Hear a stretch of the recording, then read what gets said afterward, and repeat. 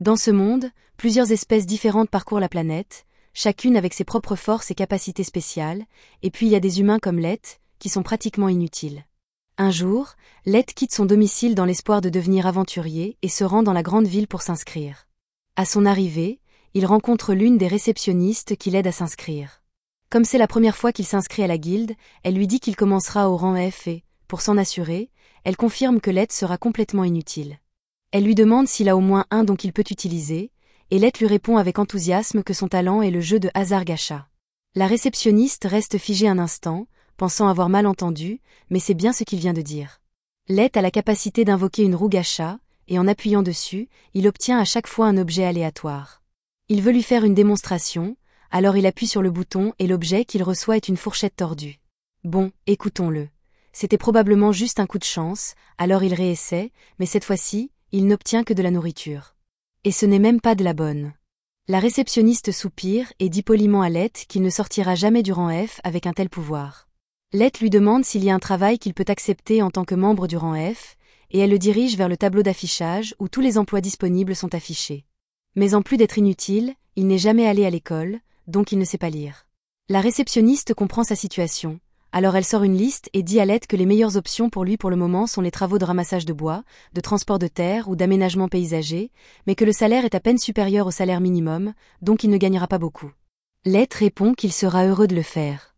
Plus tard dans la journée, il se met donc à faire autant de travail manuel que son petit corps peut supporter, et à la tombée de la nuit, il a à peine gagné assez d'argent pour couvrir ses frais d'hébergement. Cependant, alors qu'il marche dans la rue, un groupe d'hommes bêtes passe par là et repère immédiatement Lett comme une proie facile. Ils le bousculent donc intentionnellement et lui volent son argent.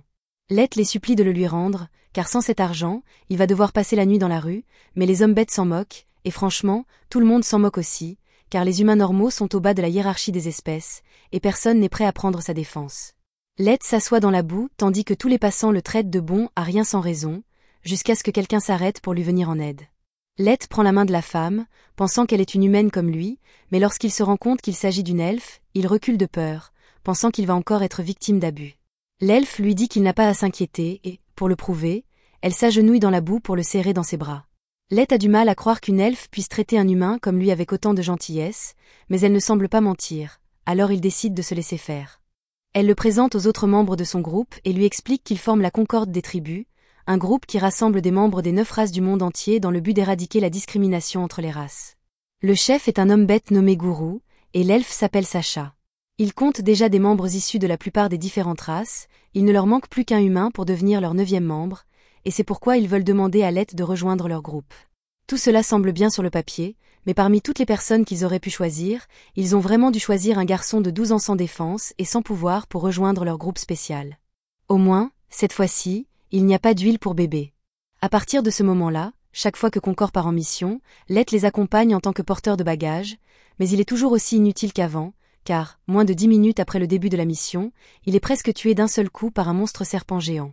Heureusement, Drago et Sacha parviennent à le sauver avant qu'il ne lui arrive malheur, mais Sacha lui dit qu'il doit vraiment se ressaisir, car c'est l'un des donjons les plus dangereux au monde et que tout ce qui s'y trouve peut littéralement le tuer. Il doit donc veiller à rester près de l'équipe. Lett s'excuse pour son erreur, mais Sacha ne veut pas qu'il se sente trop mal, alors elle lui demande simplement de s'approcher pour qu'elle puisse vérifier s'il est blessé ou non. Pendant qu'elle s'occupe de Lett, les autres s'approchent et se moquent de Sacha qui ne rate jamais une occasion de dorloter Lett. Ils ont terminé ici, alors le groupe continue à s'enfoncer dans le donjon avec Lett au centre afin qu'il ne lui arrive rien de mal, mais lorsqu'ils arrivent à une partie étroite du chemin, Gourou dit que ce serait un bon endroit pour s'arrêter. Lett suppose qu'il veut dire qu'il souhaite faire une pause, alors il pose son sac et commence à préparer du thé pour tout le monde, mais Drago lui dit que ce n'est pas nécessaire, car ils sont en fait là pour l'exclure du groupe. Lett n'en croit pas ses oreilles, il leur demande s'il s'agit d'une blague, mais littéralement tous les membres du groupe, y compris Sacha qui était si gentil avec lui il y a une minute, changent soudainement d'attitude et traitent Lett d'humain laid, stupide et bon à rien. Lett ne comprend pas ce qui se passe, alors il lui explique tous qu'ils ont fait semblant de l'aimer pendant tout ce temps, et que toute cette histoire de vouloir se débarrasser de la discrimination, c'était un mensonge éhonté. En fait, ce sont parmi les personnes les plus racistes que vous puissiez rencontrer, et il meurt d'envie de se débarrasser de Lett depuis le jour où il les a rejoints. Si tel est le cas, Lett demande alors pourquoi ils ont pris la peine de lui demander de les rejoindre, et Gourou lui répond qu'il ne s'intéressait à lui qu'à cause de son talent. Lett ne comprend pas ce qu'il veut dire, car son talent de gacha est aussi inutile que possible, mais même si c'est vrai, il est similaire à celui du maestro, et les supérieurs du Concorde voulaient voir si le talent de Lett allait évoluer vers quelque chose d'utile, alors on leur a demandé d'être gentils avec lui jusqu'à ce moment-là, même s'ils n'en avaient pas envie. Cependant, ses supérieurs ont récemment décidé que Lett était une cause perdue, et le groupe n'a donc plus aucune raison de faire semblant de s'intéresser à lui. Lett n'arrive pas à comprendre tout ce qu'ils viennent de dire, et le groupe se rend compte qu'il a peut-être laissé échapper trop d'informations, mais cela n'aura bientôt plus d'importance, car Lett ne sortira pas vivant de ce donjon. Ses yeux s'écarquillent dès qu'il les entend dire cela, et une seconde plus tard, Guru utilise ses griffes pour lui lacérer le visage, lui faisant clairement comprendre qu'ils ont vraiment l'intention de le tuer. Il se met à courir pour leur échapper, mais ils se contentent de rire et lui disent que même s'il parvenait à s'échapper, il finirait par mourir aux mains d'un monstre au hasard dans le donjon. Cela dit, ils pensent qu'il sera beaucoup plus amusant de le tuer de leurs propres mains, alors Sacha prend son arc et lui tire dans la cuisse pour l'empêcher de s'échapper. Ils apprécient tous les cris de terreur de Lett, et Guru commence à le frapper pour le faire crier davantage, mais les autres lui disent d'arrêter car leur histoire de couverture est que Lett a été tué par une attaque surprise de monstres, ils ne peuvent donc pas lui infliger de blessures suspectes. Lett essaie désespérément de ramper pour s'enfuir, car il ne veut pas mourir ici, mais avec sa jambe blessée, Guru lui dit qu'il n'a aucune chance de s'échapper. Malgré tout, il continue d'essayer de s'enfuir et par chance, il parvient à déclencher un piège de téléportation. Le piège l'envoie directement à l'un des étages les plus profonds, où Lett est désormais à l'abri des membres de Concorde, mais cela ne signifie pas pour autant qu'il va survivre. Il est bien conscient de sa faiblesse et sait qu'il est fichu dès qu'un seul monstre apparaîtra. Il essaie d'accepter le fait que c'est la fin, mais il ne comprend pas pourquoi tout cela lui arrive. Au cours des 4 dernières années, tous les membres de Concorde l'ont traité avec respect et gentillesse, mais tout cela s'est avéré être un mensonge. Ils l'utilisaient simplement parce qu'ils pensaient qu'il était un maestro, et lorsqu'ils ont découvert qu'il ne l'était pas, ils ont essayé de le tuer en lui riant au nez. Ils refusent catégoriquement de les laisser s'en tirer comme ça. Peu importe la difficulté, il jure qu'il sortira d'ici vivant et qu'il les tuera tous, même si c'est la dernière chose qu'il fera. Cependant, à ce moment précis, Lett entend quelque chose s'approcher derrière lui et, à sa grande horreur, il découvre une chimère de niveau 1000 qui le fixe du regard. Même les aventuriers les plus forts n'ont que quelques centaines de niveaux, et il n'a jamais vu un monstre comme celui-ci auparavant, ce qui signifie qu'il a dû être téléporté dans l'une des parties les plus profondes de l'abîme. Alors que le monstre s'approche de lui, il se pisse presque dessus de peur, car il sait qu'il n'a aucune chance de vaincre cette créature. Tout ce qu'il a pour l'instant, c'est son pouvoir gacha, qui n'a jamais vraiment fait ses preuves en matière d'utilité. Il n'a pas d'autre choix, alors il commence à appuyer frénétiquement sur le bouton, espérant que cela le sauvera, et miraculeusement, alors que le monstre se jette sur lui, sa roue gacha se transforme et une fille magnifiquement faite apparaît, détruisant le monstre en un instant. Lett est sans voix après ce qu'il vient de voir, alors il reste assis là tandis que la fille s'approche de lui. Elle s'agenouille devant Lett et pose sa main sur sa joue pour soigner sa blessure, car elle ne pouvait supporter la vue de telles cicatrices sur son beau corps. Lett est stupéfait, car toute la douleur a disparu. La servante l'appelle « maître » et lui demande son nom. Il lui répond qu'il s'appelle Lett, et sur le champ, elle jure de le servir avec une loyauté éternelle pour le reste de sa vie. Elle s'appelle Mei, elle est connue sous le nom de servante Everseeking et son niveau est supérieur à 9000. Elle dit qu'elle est une servante ultra rare issue de la compétence gacha de Lett, et que son existence même est liée à lui. Mais Lett a du mal à comprendre tout cela, car il a toujours pensé que sa compétence gacha était complètement inutile, et qu'il était donc impossible qu'une personne aussi extraordinaire que Mei puisse en sortir. Mei lui demande la permission d'évaluer sa capacité afin de pouvoir déterminer sa véritable nature. Lett est surpris d'apprendre que Mei possède une capacité d'évaluation, mais elle lui précise qu'il ne s'agit que d'une de ses nombreuses compétences. Lett lui dit qu'elle est libre de l'évaluer, alors elle commence le scan et est vraiment impressionnée par ce qu'elle voit. La compétence gacha de Lett comporte des dizaines de couches de protection, de sorte que seules les personnes du niveau de Mei sont capables d'en voir les véritables capacités. D'après ce qu'elle peut en juger, elle peut être utilisée un nombre illimité de fois. Les récompenses qu'elle génère dépendent de la densité de mana environnante et vont des rangs extra et super ultra rares à normal et erreur. Lett ne comprend pas vraiment ce dont Mei parle. Alors elle lui explique qu'il y a toujours du mana présent dans l'atmosphère, mais que la densité de mana à la surface est assez faible, ce qui réduit à presque zéro les chances de débloquer une récompense utile comme Mei.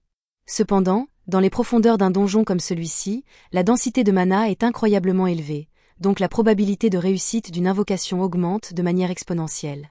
Mei suppose que Lett a dû s'aventurer intentionnellement dans les profondeurs du donjon pour révéler le véritable potentiel de son don, mais cela est loin d'être la vérité.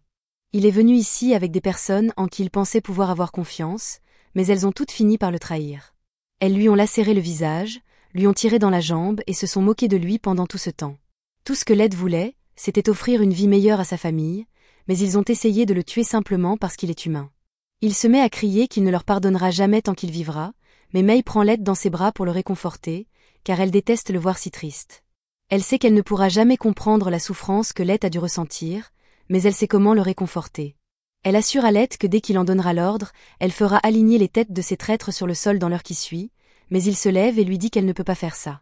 Mei lui dit que des scélérats comme eux ne méritent aucune pitié, mais il ne lui a pas demandé d'attendre parce qu'il pense que les tuer serait une erreur. C'est plutôt parce qu'il veut être celui qui se vengera de ses propres mains. Il est tombé dans leur piège et a failli mourir de leurs mains parce qu'il était trop faible pour se défendre. Alors il veut devenir assez fort pour s'assurer que rien de tel ne lui arrive à nouveau. Il sait que cela semble farfelu pour un faible comme lui de dire qu'il veut devenir fort, mais Mei ne pense pas que ce soit impossible. Elle jure que s'il veut devenir assez fort pour se venger lui-même, elle fera tout ce qui est en son pouvoir pour que cela arrive. Nous faisons un bond en avant de 3 ans, et au milieu du donjon abyssal, Lett a utilisé son pouvoir gacha pour bâtir une nation entière et invoquer une armée de serviteurs puissants qu'il adore tellement qu'ils sont prêts à payer cher pour avoir une tasse de l'eau de son bain. Alors que lui et Mei marchent dans les couloirs, elle est vraiment agacée par toutes les fées servantes qui essaient constamment d'attirer l'attention de Lett, mais celui-ci ne voit pas cela comme un problème, car c'est juste un signe de leur dévouement à son égard. Ils se rendent en ville pour saluer le peuple de Lett, et tout le monde ici l'aime et le respecte sincèrement en tant que chef. Quelqu'un mentionne même que les réserves mensuelles de sucreries sont presque épuisées, et Lett promet de se renseigner pour en obtenir davantage. Il pense qu'il s'agit peut-être d'un problème d'approvisionnement, car la ville compte beaucoup plus d'habitants qu'il y a 3 ans, et il devra donc s'adapter pour répondre à la demande accrue. En attendant, Lett demande à Mei si elle sait ce que font les autres serviteurs d'élite qu'il a invoqués. Elle lui répond qu'Aoyuki est occupé à cartographier la zone autour de l'abîme et Kelly est occupé à rechercher de nouveaux sorts pour aider Lett à atteindre ses objectifs. Il est reconnaissant que tout le monde fasse autant pour l'aider, mais Mei n'a rien mentionné à propos de Nazuna, alors il se demande ce qu'elle fait ces derniers temps. Mei explique que Nazuna se contente pour l'instant de patrouiller à l'intérieur du château, mais ce n'est pas parce qu'ils ont besoin de sécurité supplémentaire à l'intérieur, c'est parce qu'elle est trop bête pour aider à quoi que ce soit qui n'implique pas de combat. Pendant ce temps, à l'intérieur du château, nous voyons Nazuna se promener joyeusement dans les couloirs sans se soucier de rien, mais tant qu'elle ne cause pas de problème, il la laisse généralement faire ce qu'elle veut. Quant à Lett, c'est l'heure de sa séance d'entraînement quotidienne, il va donc retrouver l'un de ses serviteurs d'élite, Jacques. Même s'il dispose de tous ses puissants subordonnés pour le protéger, il veut quand même être assez fort pour se débrouiller seul, alors il sort souvent s'entraîner avec Jacques, et après 3 ans de cette routine, il est capable de lui tenir tête. De retour au château, Nazuna continue d'errer sans but jusqu'à ce qu'elle tombe par hasard sur quelques servantes chargées du ménage aujourd'hui. Elle leur dit qu'elle est en mission de patrouille très importante, et les servantes lui répondent toutes qu'elle fait du très bon travail, mais elles essaient en réalité de la flatter pour qu'elle leur rende service, et cela fonctionne. Maintenant qu'elle est de bonne humeur, elles lui disent qu'il y a un endroit spécial qu'elles aimeraient qu'elle patrouille pour elle, et Nazuna accepte sans hésiter d'écouter leur demande. Quelques minutes plus tard, Nazuna frappe à la porte de la chambre de Lett, mais à sa grande surprise, c'est Mei qui lui ouvre. Elle demande à Nazuna ce qu'elle fait là, et Nazuna répond fièrement qu'elle est en patrouille, ce qui est techniquement vrai, mais maintenant qu'elle y pense, elle se demande ce que Mei fait dans la chambre de Lett, alors qu'il est censé s'entraîner avec Jacques en ce moment. Mei essaie de trouver une excuse et dit qu'elle était juste en train de nettoyer la chambre de Lett pendant son absence, mais pendant qu'elle parle, Nazuna parvient à se faufiler à l'intérieur, et il est évident que Mei n'était pas vraiment en train de nettoyer. En fait, si Nazuna devait deviner, elle dirait que Mei était en train de se rouler sur le lit de Lett et de renifler son oreiller jusqu'à il y a quelques instants. Mei panique et dit que cela faisait simplement partie de sa technique spéciale pour faire le lit, et Nazuna ne remet pas en question une seule seconde à quel point cela semble stupide, alors elle commence à féliciter Mei pour son excellent travail. En parlant de travail, elle se souvient enfin que les fées domestiques lui ont demandé de transmettre un message à Mei, qui dit en substance qu'elles en ont assez qu'elle monopolise la chambre de Lett tout le temps, car elles veulent aussi renifler, je veux dire, nettoyer ses affaires. Nazuna ne comprend pas vraiment pourquoi elles en font toute une histoire, mais Mei comprend parfaitement le message. Alors elle donne une petite récompense à Nazuna pour la remercier de sa peine et la renvoie. Maintenant qu'elle a transmis le message, elle se rend à la pâtisserie pour s'acheter une friandise avec l'argent que Mei lui a donné, puis elle tombe par hasard sur Aoyuki sur l'une des terrasses. Nazuna est surprise de la voir ici, car elle pensait qu'Aoyuki était en mission de surveillance, mais celle-ci se contente de miauler, et Nazuna n'a aucune idée de ce qu'elle veut dire. Lett est généralement capable de déchiffrer la signification de ces miaulements, mais Nazuna suppose qu'Aoyuki veut qu'elle détruise toute la forêt sans raison.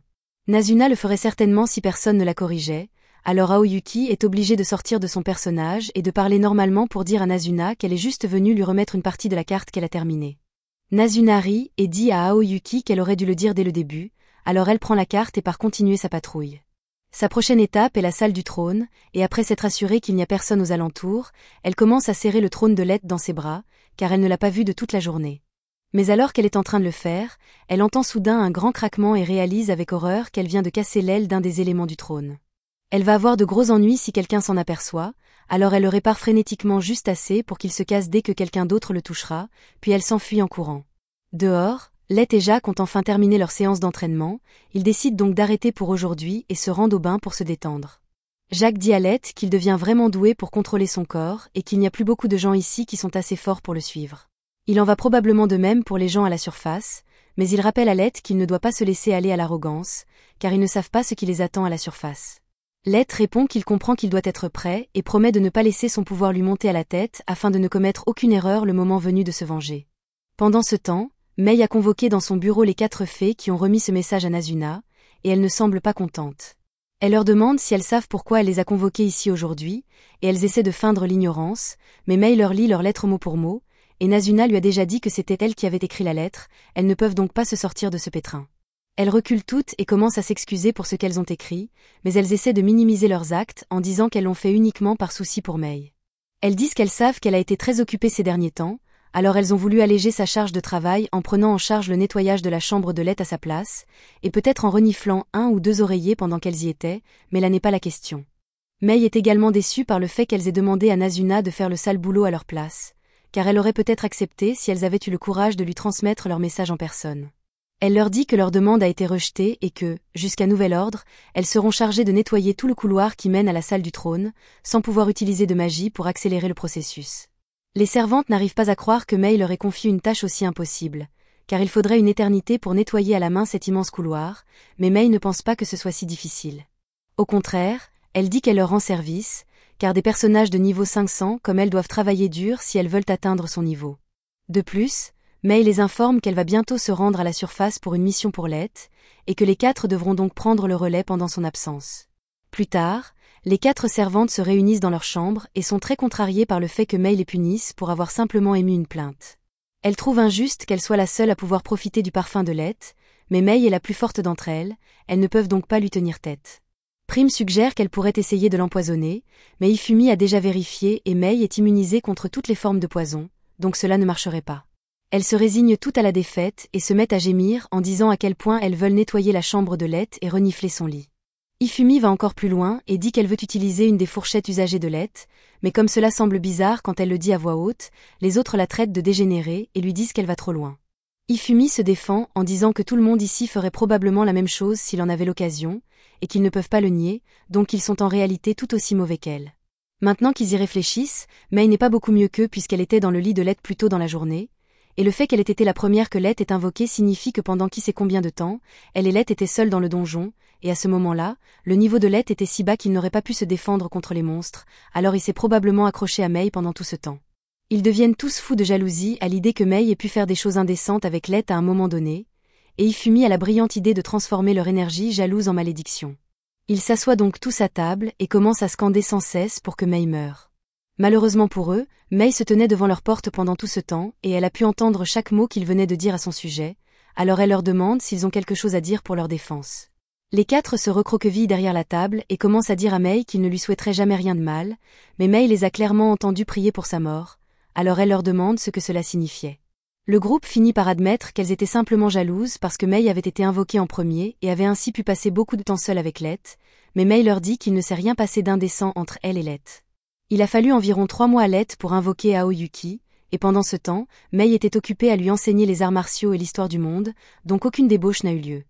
Les filles sont soulagées d'entendre cela, mais Mei poursuit en leur disant qu'elle était venue ici à l'origine pour s'excuser de leur avoir infligé une punition si sévère, mais qu'après ce qu'elles viennent de faire, elle pense qu'elle devra peut-être être encore plus sévère qu'auparavant.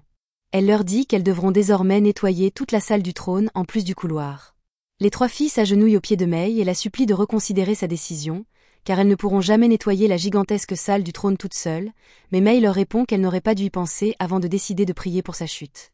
Ils sont contraints de se mettre immédiatement au travail, et à ce rythme, ils devront peut-être travailler toute la nuit pour tout finir, mais alors que Ifumi dépoussière le trône, l'aile du luminaire cassé tombe et ils se taisent tous en réalisant à quel point ils sont dans le pétrin. Pendant ce temps, Nazuna est allongée dans son lit, sans se soucier de rien. Le lendemain matin, Let sort et rencontre Aoyuki, Nazuna et Ellie devant le portail d'entrée. Nazuna est particulièrement excitée de voir Let, car elle n'a pas pu lui parler du tout hier. Let veut aller droit au but, mais à ce moment-là, un chien de chasse apparaît de nulle part, et même si Let est assez fort pour ne pas être menacé, il se met à trembler de peur en se souvenant du jour où il a failli mourir à cause d'un de ses chiens. Les autres sont furieux qu'un simple chien ose effrayer leur seigneur, alors ils commencent à discuter de plans pour exterminer son espèce. Le chien n'a encore rien fait, mais il comprend qu'un seul faux pas signifierait sa fin, alors il se couche sur le sol et commence à gémir pour sauver sa vie. Let dit aux autres qu'il n'y a pas lieu de s'énerver autant, car il va bien, et il va même caresser le chien pour leur montrer qu'il ne le dérange pas. Il s'excuse auprès du chien de l'avoir effrayé, et s'il n'était pas intervenu, ils auraient en fait exterminé toute son espèce sans hésitation. Il demande à Let s'il y a une raison pour laquelle il leur a donné rendez-vous ici, et il répond que Mei lui a dit que tout était prêt pour la mission, et qu'ils peuvent enfin partir pour assouvir sa vengeance. Pendant ce temps, ailleurs dans le monde, Garou traverse une ville d'hommes-bêtes, et en tant que héros des bêtes, tout le monde ici le flatte. En fait, un type à l'arrière propose même de prostituer sa propre sœur, mais Garou n'est pas intéressé pour le moment. C'est alors qu'il aperçoit un pauvre humain fouillant les poubelles pour trouver quelque chose à manger, et ce gamin était loin de Garou, mais il décide de faire un détour juste pour pouvoir renverser l'enfant au sol et cracher sur son visage pour s'amuser. Ensuite, Garou et son équipe de larbins se dirigent vers une pièce privée afin de commencer à le lécher, figurativement, bien sûr. Ils lui disent qu'ils trouvent incroyable qu'il soit passé d'un pauvre enfant des taudis de bêtes à favori pour devenir le prochain chef. Même le chef actuel du village a reconnu sa puissance, alors il lui demande comment il a réussi à aller aussi loin. Garou se vante en disant qu'il utilise simplement son instinct pour choisir les meilleures missions pour lui-même, comme celle qu'il a prise il y a 3 ans. Il a été bien payé pour faire partie d'un groupe prétendument œuvrant pour l'unification des races, et tout ce qu'il avait à faire était de finir un humain soupçonné d'être un maître. Il n'a jamais vraiment confirmé si Light était mort ou non, mais vu sa faiblesse, il n'avait aucune chance de survivre tout seul là-bas, donc il pense qu'il est préférable d'oublier ce morveux. Cependant, un moment plus tard, Mei entre dans la pièce et s'enquiert de Light. Les larbins de Garou crient qu'elle n'a pas le droit de lui parler ainsi, mais Garou dit que ce n'est pas grave car il aimerait savoir de quoi elle veut lui parler. Mei explique qu'elle est une servante au service de Lord Light, et elle invente une histoire, affirmant que Light est de sang noble et qu'elle a cherché partout sur le continent. Garou est sceptique puisque les personnes qui l'ont engagé pour cette mission ont fait une vérification approfondie des antécédents de Light, et Light lui-même n'a jamais rien mentionné concernant une quelconque noblesse. Mais Mei ressemble définitivement à une servante de riche noble, donc il voit là une bonne opportunité de se faire de l'argent. Il lui demande ce qu'elle lui veut, alors Mei dit qu'elle a récemment découvert que Light serait apparemment mort dans le donjon il y a 3 ans, et elle aimerait que Garou la conduise à son dernier emplacement connu pour qu'elle puisse lui rendre hommage. Elle propose même de le payer en or massif pour sa peine, mais les sens de Garou l'avertissent que toute cette histoire est un piège. Cela lui semble bien trop louche qu'elle soit prête à payer autant juste pour qu'il la guide dans le donjon. Cependant, puisque Mei a l'air d'une femme humaine ordinaire, Garou chasse ses inquiétudes car il est impossible qu'un humain puisse le battre. Il accepte de la conduire au dernier emplacement connu de Light, mais il dit qu'il ne fait pas ça pour l'argent. Il fait ça parce que Light était un bon ami à lui, et il veut aider de toutes les manières possibles. Mei sait que tout ce qu'il vient de dire est complètement bidon, mais elle doit rester dans son rôle, alors elle le remercie. 1 mois plus tard, le groupe approche de l'endroit où Light a disparu. Cependant, Garou n'a pas l'intention de respecter les termes de l'accord, donc dès qu'ils arriveront sur place, il prévoit d'attaquer Mei et de la laisser mourir de la même manière que Light. Une fois arrivé à l'endroit, Mei tombe à genoux, désespérée à l'idée de l'impuissance que Light a dû ressentir à ce moment-là. Pendant ce temps, Garou tente de monter une histoire comme quoi Light s'est fait attaquer par un monstre et est tombé dans un piège de téléportation avant que quiconque puisse le sauver. Mais pendant qu'il parle, plusieurs de ses hommes commencent à bloquer la sortie pour que Mei ne puisse pas s'échapper une fois qu'ils attaqueront. Ils sont sur le point de lui sauter dessus, mais Mei dit soudain que si seulement elle avait été avec Light depuis le début, il n'aurait pas été trompé et trahi par de si viles raclures. Dès qu'il entend dire cela, Garou panique et recule car personne à part les autres membres du groupe et les supérieurs ne sait ce qui s'est vraiment passé ici. Il exige de savoir comment elle a découvert cela et l'accuse d'être un espion d'une des autres races. Mais Mei se sent insultée par cette déclaration. Elle est et sera toujours une servante dédiée à servir Lord Light de tout son être, et que Garou suggère qu'elle est autre chose est un crime punissable de mort. Garou sent une pression terrifiante émaner de Mei, et même si elle n'est qu'une humaine, son instinct lui dit de fuir cet endroit immédiatement. Cependant, alors que Mei était sur le point de perdre son calme et de tapisser le mur de sang d'homme-bête, Light apparaît et lui dit d'arrêter parce que Garou est sa proie à lui. Garou et ses hommes sont stupéfaits, aucun d'eux n'avait entendu Light approcher. Garou n'en croyait pas ses yeux, il n'avait même pas envisagé la possibilité que Light ait pu survivre. Light dit négligemment qu'il est de retour pour se venger, mais Garou commence à rire car il trouve hilarant qu'un humain de niveau 15 comme Light pense être assez fort pour se venger de quelqu'un comme lui qui est niveau 150. Garou ne sait pas comment Light a réussi à aller aussi loin, mais il est sûr que s'il tue Light et rapporte sa tête maintenant, il sera promu chef en un rien de temps. Light soupire et lui demande s'il ne va vraiment pas lui demander comment il a réussi à survivre avant de recourir à la violence, mais Garou suppose simplement que Light a eu de la chance et a été sauvé par Mei après avoir été téléporté, ce qui est en fait exactement ce qui s'est passé. Garou ordonne à ses hommes d'attaquer Light, alors deux se précipitent immédiatement pour frapper. Mais avant qu'ils ne puissent s'approcher trop, leurs têtes sont soudainement séparées de leur corps par Mei. Les hommes restants de Garou ne peuvent même pas suivre les mouvements de Mei, alors ils commencent à paniquer, mais Garou leur dit de se calmer car il est sûr que ce n'était qu'un coup de chance. Pendant ce temps, Light remercie Mei d'avoir pris l'initiative de le protéger, mais il dit qu'il peut se débrouiller tout seul à partir de maintenant, donc il veut juste qu'elle garde la sortie et s'assure que personne ne parte. Garou dit à ses hommes qu'il n'y a pas de quoi s'inquiéter car ils ne peuvent pas perdre face à une paire d'humains inférieurs, mais Light commence à en avoir marre d'entendre Garou continuer à dire à quel point il est meilleur que les humains alors qu'en réalité, c'est lui le faible ici. Garou n'y croit pas une seule seconde car il est bien connu que tous les humains sont faibles et ont peu de mana comparé aux autres races, donc il ne pourrait jamais être plus fort que lui. Si c'est ce qu'il croit vraiment, alors Light lui demande pourquoi deux de ses hommes ont la tête qui roule par terre s'ils sont tous plus forts que lui, mais Garou rejette cela en disant que c'est une erreur d'inattention. Lui et ses sbires sautent alors sur Light, qui ferme calmement les yeux et leur donne une leçon tout en levant à peine un doigt. Garou tombe au sol, les yeux exorbités, car il vient de recevoir un coup plus dur que jamais auparavant, et il n'a même pas pu le voir venir. Light se tient au-dessus de lui et lui demande si c'est vraiment le meilleur que lui et sa soi-disant race supérieure puissent accomplir, mais Garou ne supporte pas que Light le regarde de haut, alors il décide d'utiliser son atout maître et fracasse un collier au sol, invoquant un fan rire de niveau 500 pour s'occuper de Light à sa place. Il crie fièrement que c'est la fin du chemin pour Light, mais Light lui dit que le niveau 500 est encore bien trop faible pour être un défi pour lui. Garou pense que Light a dû devenir fou de peur. Il est impossible qu'il puisse vaincre un fan rire tout seul. Il lui dit de s'agenouiller et de supplier s'il veut une mort sans douleur. Light voit que la différence de puissance n'a pas encore été comprise, alors il pose son bâton et dit à Garou qu'il ne bougera pas de cet endroit, donc il est libre de le frapper avec sa meilleure attaque. Garou est toujours convaincu que Light doit bluffer, alors il charge le souffle de la bête hurlante de son fan rire et frappe Light avec assez d'énergie pour vaporiser une petite forteresse. Cependant, quand la poussière retombe, Light est toujours debout, indemne et immobile. Il trouve un peu gênant que Garou se soit tant vanté à propos d'une attaque qui n'a presque rien fait. Il trouve aussi bizarre que Garou continue d'appeler son invocation un fan rire, alors qu'il est à peine assez fort pour être classé comme un bébé fan rire. Il sort alors une carte d'invocation et dit qu'il va montrer à Garou à quoi ressemble un vrai fan rire, juste avant d'invoquer un dieu loup. C'est un fan rire de niveau 9000 qui dépasse tout ce que Garou a jamais vu de sa vie. Et après que Light lui ait ordonné de s'occuper de l'invocation de Garou, il souffle littéralement un peu d'air en direction du loup de Garou qui se retrouve soudainement gelé dans un bloc de glace. Voir Light sortir négligemment un loup capable de surpasser sans difficulté son invocation, fait enfin réaliser à Garou à quel point il est foutu. Mais Light lui dit que le dieu loup n'était que pour la démonstration car il aurait pu s'occuper de l'invocation de Garou tout seul s'il avait voulu. Pour rendre la différence de force absolument claire, Light active son écran de statut pour montrer à Garou qu'il est actuellement niveau 9999. Garou est maintenant absolument terrifié car il ne savait même pas que les niveaux pouvaient monter si haut, et il commence à penser que Light est un imposteur. Mais peu importe que ce soit le vrai Light ou non, car il va certainement le tuer vu la tournure des événements. Il jette ses armes et sa fierté et commence à supplier Light d'épargner sa vie.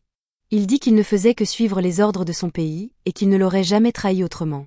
Il lève les yeux, espérant que Light aura pitié de lui, mais avant tout cela, Light dit qu'il a quelques questions pour Garou.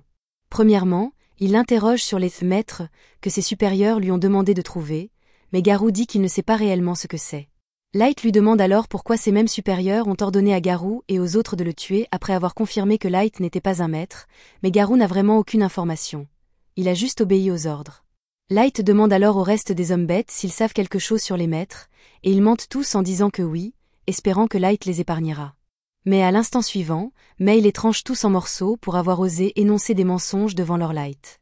Light se retourne alors vers Garou et dit qu'il a une dernière question à poser, mais au cas où il penserait à mentir, il devrait savoir que l'œil du jugement de Mei peut dire s'il est honnête ou non, et il n'aimera pas ce qui se passe si elle découvre qu'il ment. Puisque l'intuition de Garou est si aiguisée, Light lui demande s'il pense qu'il serait possible de gagner une guerre contre les nations de la surface telle qu'il est maintenant. Garou hésite et déglutit, mais il finit par dire à Light que sa force incroyable lui donnerait certainement un avantage au début de la bataille, mais qu'il finirait par perdre. Il n'est toujours qu'une seule personne, donc gagner une guerre entière contre des nations qui ont d'innombrables soldats, armes et objets à leur disposition serait pratiquement impossible. Garou pense que Light sera contrarié par la réponse qu'il vient de donner, mais Light peut dire que Garou disait la vérité, et il s'y attendait déjà. Cependant, il dit qu'il a quelque chose à montrer à Garou, alors il sort une carte de téléportation et transporte Garou et Mei jusqu'à la salle du trône. Garou se couvre la tête de peur car il ne sait pas ce que Light a prévu pour lui, mais quand il ouvre les yeux, il reste sans voix en voyant l'armée de Light dans toute sa gloire. Light marche jusqu'à son trône, et une fois là, il demande à tous ses subordonnés d'afficher leur niveau pour que Garou puisse voir à quel point ils sont puissants. Horrifié, Garou découvre que la plupart de l'armée de Light est au-dessus du niveau 5000, et même les plus faibles sont encore niveau 1500. Maintenant que Garou a vu sa véritable puissance militaire, Light lui demande s'il serait possible de gagner une guerre contre la surface avec une armée comme celle-ci, et l'expression sur son visage en dit long à Light. Maintenant qu'il a confirmé qu'il peut gagner, en récompense, Light dit qu'il va pardonner à Garou pour toute la douleur qu'il a causée à l'époque. Light dit qu'il va infliger à Garou une souffrance constante qui le fera supplier la mort, et Garou sait qu'il ne peut rien y faire car à ce stade, Light pourrait tout aussi bien être un dieu de la destruction. C'était la fin de l'épisode 3. Abonnez-vous pour ne pas manquer le prochain.